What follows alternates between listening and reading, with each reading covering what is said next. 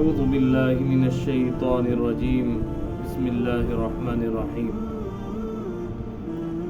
جزا الله عنا سيدنا محمدا صلى الله عليه وسلم ما هو أهله. السلام علیکم ورحمۃ اللہ تعالی وبرکاتہ. آپ سبھی کو میں اپنے چینل پر خوش آمدید کہتا ہوں. آج کا جو موضوع ہے وہ واقعہ کربلا ہے. دل کو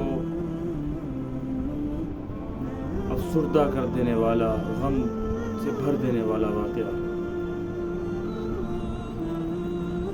جب یزید اپنے تخت پر تخت نشین ہوا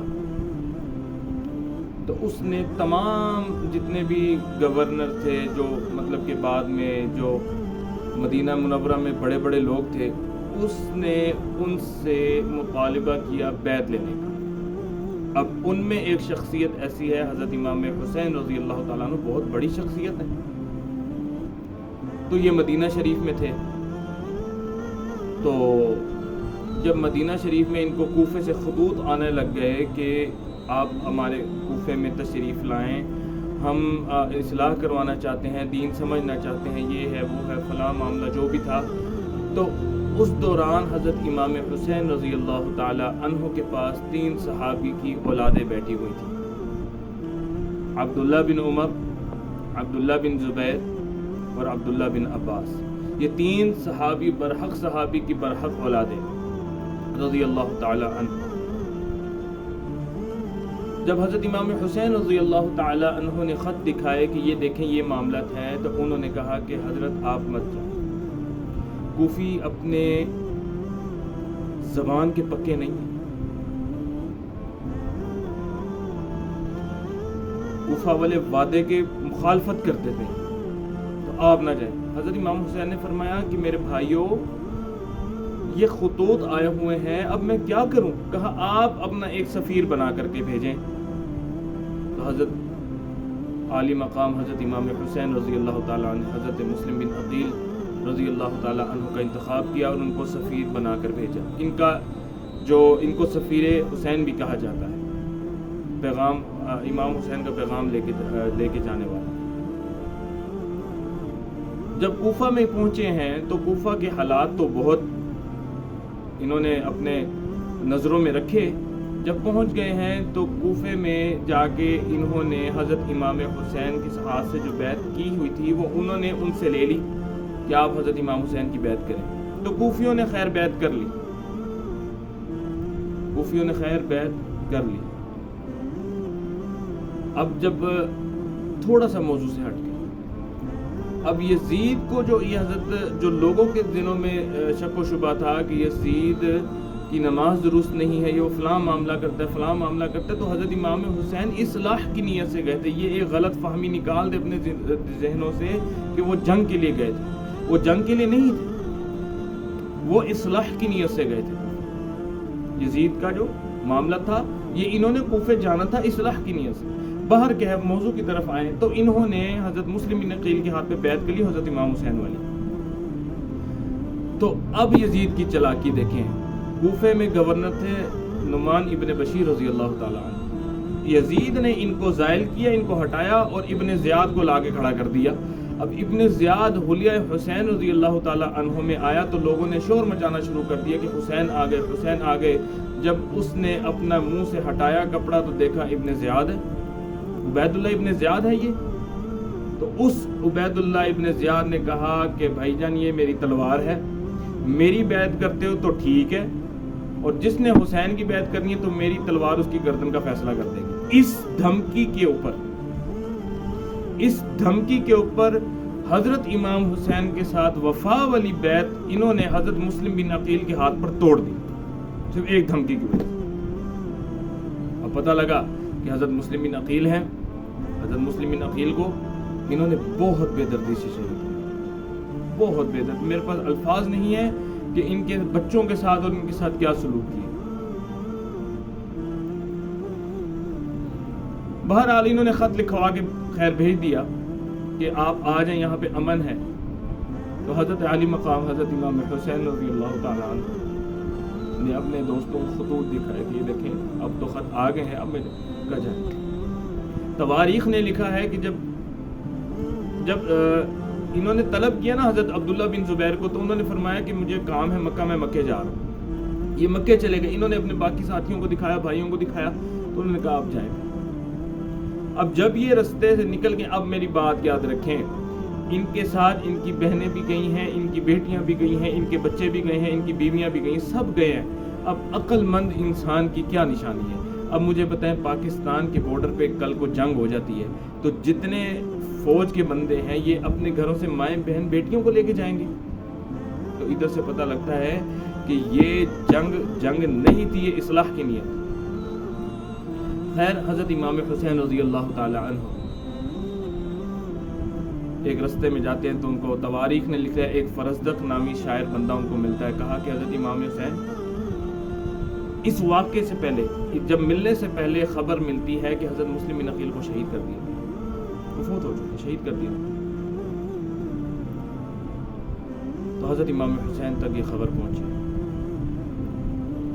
اچھا، مزے کی بات، منو ان یہ بالکل حضرت عثمان غنی رضی اللہ تعالیٰ عنہ کی طرح ہے کہ حضرت امام اللہ کے نبی نے فرمایا جا کے معاملات معلوم کریں، تو انہوں نے کہا ٹھیک ہے جی، تو پیچھے خط لگوا دیا، ہم نے حضرت عثمان کو شہید کر دیا۔ بیت رضوان سورۃ فتح میں اللہ رب العزت نے فرما دیا، کوئی ہاتھ تلوار نہیں، کوئی کچھ نہیں، لیکن کہا کہ اب ہم نے بیت رضوان لینی، اب ہم نے قصاص عثمان لینا ہے۔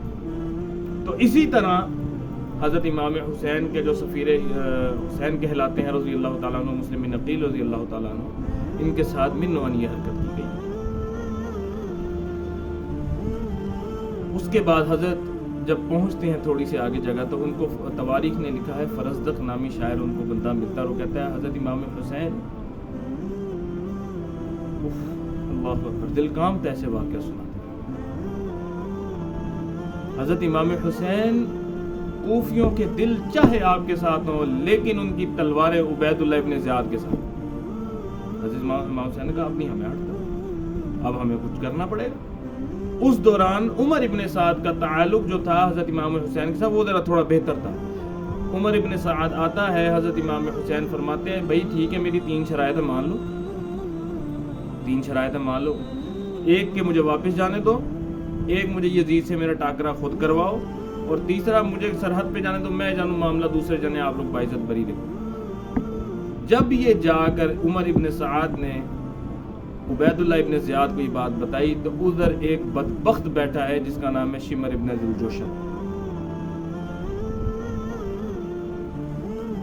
یہ وہ بدبخت ہے جس نے حضرت امام حسین کی گردن کو اتارا۔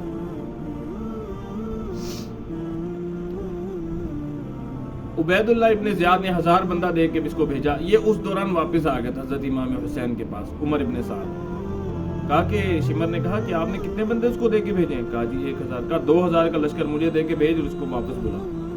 عمر ابن سعد نے عمر ابن سعد کو پیغام بھجوایا شمر ابن ذوالجوشن کے ذریعے کہ اگر وہ ہماری بیعت پر قائم ہے تو ٹھیک ہے، نہیں تو اس کی گردن اتار دو۔ اب اس کو پڑ گئے لالے، اب میری گورنری بھی جاتی ہے، میرا معاملات بھی جاتے ہیں، میری زندگی بھی جاتی جان۔ انہوں نے پھر حضرت امام حسین کے ساتھ، یہ تینوں اکٹھے ہو گئے اور انہوں نے حضرت امام حسین کے ساتھ غداریاں کرنا شروع کر۔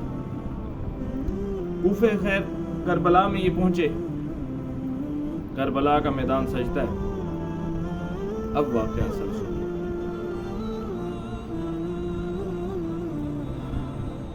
کربلا کا میدان صحرا ہی صحرا ہے، فوج اشقیاء سامنے، اور حضرت امام حسین کو یہ کتابوں میں موجود ہے، یہ باغی کی صدائیں لگایا کرتے تھے، یہ باغی۔ اصل میں یہ جنگ اقتدار کی نہیں تھی، یہ جنگ حق اور باطل میں تھی۔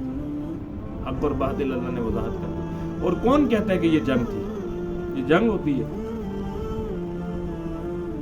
یہ جنگ نہیں تھا، یہ ظلم تھا جو حضرت عالی مقام پر کیا گیا رضی اللہ تعالیٰ۔ یہ جنگ نہیں تھی، یہ ظلم تھا۔ عربی کے جو لڑتے تھے جب جنگ ہوتی تھی تو وہ ایک کے بدلے ایک آتے تھے۔ یہ اہل بیت کا گھرانہ تھا، یہ جنگ سے پہلے خطبہ کرتا تھا۔ انہوں نے کہا کہ بھئی خطبوں میں تم آ جاؤ گے، اہل بیت ان کے گھر میں قرآن نازل ہوا، تم تو پھنس جاؤ گے۔ تو وہ کہتے تھے ایک ایک کر کے نہ مارو، ان کو گھیر کے مارو۔ صبر دیکھیں حضرت امام حسین کا، صبر دیکھیں آپ، صبر دیکھیں۔ ایک گھر میں وفات ہو جائے تو 40 سال تک، بلکہ یہ بھی کم عرصہ ہے جب تک زندگی ہے، نظریں نہیں تھکتی، ذہن نہیں تھکتے سوچتے ہوئے، ایک ایک کر کے اپنے بچوں کو، اپنے یاروں کو، اپنے بھائیوں کو اللہ کی راہ میں قربان کیا، اور یہ کہتے تھے کہ میرے نانا انتظار کر رہے ہیں تمہارے گلے خشک ہیں، مجھے پتہ ہے گلا میرا بھی خشک ہے، لیکن میرے نانا تمہیں حوض کوثر پلائیں، تمہارے گلوں کو حوض کوثر سے تر کریں۔ بہرحال کربلا کا میدان سجتا ہے، حضرت امام حسین کا خون سے زمین کربلا رنگی جاتی ہے، حضرت امام حسین کے بچوں کے خون سے زمین کربلا رنگی جاتی ہے۔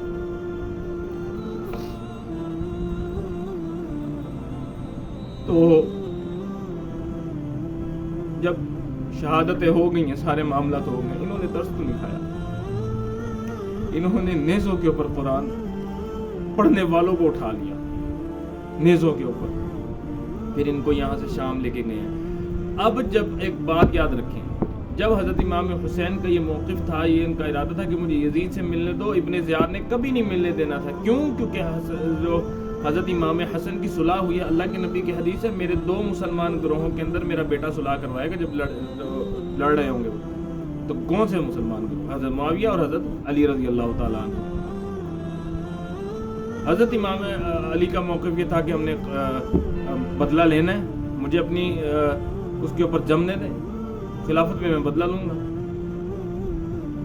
تو یہ معاملہ قرآن کہتا ہے وَلَا تَزِرُ وَازِرَةٌ وِزْرَ أُخْرَىٰ، ایک کے گناہ کا بدلہ اللہ دوسرے سے نہیں لے گا۔ اب یزید کے جو معاملہ تھے، اس کا بدلہ حضرت معاویہ سے نہیں لیا جائے گا، لیکن میں ایک بات کہنا چاہتا ہوں کہ انتہائی مظلوم صحابی حضرت معاویہ، انتہائی مظلوم صحابی، ہر ایرا غیرہ نتھو خیرہ ان کو بھونکتا رہتا۔ ان کو بہرحال موضوع کی طرف آئے، ان کو لے کے گئے شام۔ ادھر ایک جھوٹ بولا کہ انہوں نے اپنے پردے اتار دیے، سروں پہ مٹی ڈال دی، فلاں معاملہ۔ میں کہتا ہوں کہ اگر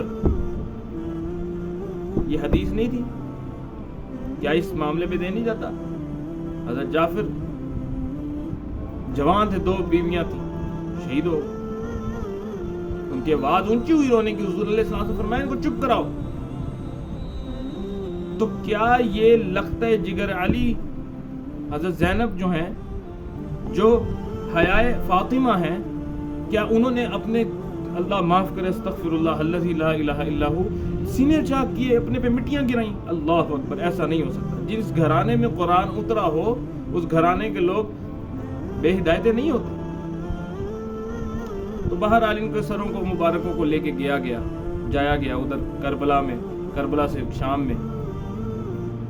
واپسی پہ پھر جب اب مزے کی بات، اب حسین رضی اللہ تعالیٰ عنہ دلیر کے بیٹے تھے، حیدر کرار کے بیٹے، حضرت امام حسین کی جو اپنا رگوں میں خون تھا وہ وفادار کا خون تھا، حضرت علی کا خون تھا۔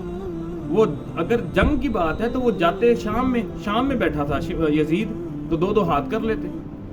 وہ چاہتے یہ تھے کہ حضرت امام حسین یزید سے نہ ملے، کیونکہ اگر یزید سے مل گئے تو ٹاکرا ہوگا تو صلح ہو جائے گی، جس طرح حضرت امام حسن کی اور حضرت معاویہ کی صلح ہوئی ہے۔ تو ان کو پتہ تھا حسین روحانیت ہے، اس طرح انہوں نے یہ جانا تھا دربار میں یزید نے آگے سے گھٹنے ٹیک دینے تھے، جو انہوں نے وہ مقام نہیں آیا۔ اب جب سر مبارک کو لے کے گیا سب شہداء کے سر کو لے کے جایا گیا، تو ادھر جا کے جو حضرت بی بی زینب رضی اللہ تعالی عنہا نے جو فرمایا نا، اللہ، جب میں دربار شام میں پہنچی ہیں، یزید کے دربار میں پہنچی ہے، تو دیکھا کہ اہل بیت کا گھرانہ ہے، تو لکھنے والوں نے لکھا کہ 2 باتیں لکھی اس میں، کہ یزید کی بیوی آ گئی، اور یزید کی بیوی آئی تو اس کے سر پہ دوپٹہ نہیں تھا، تو اس نے اپنی چادر اٹھا کے رکھی کہ تو جا، میں بدلہ لیتا ہوں۔ اور کیا کر رہا ہے؟ لعنت ہے تم پہ، لعنت ہے تم پہ، لعنت ہے تم پہ، یہ کہہ کے بدلہ لے رہا ہے۔ یہ تھوڑی ہوتا ہے، یہ اتارتا ابن زیاد کی گردن، یہ اتارتا عمر ابن سعد کی گردن، بدلے تو ایسے ہوتے ہیں۔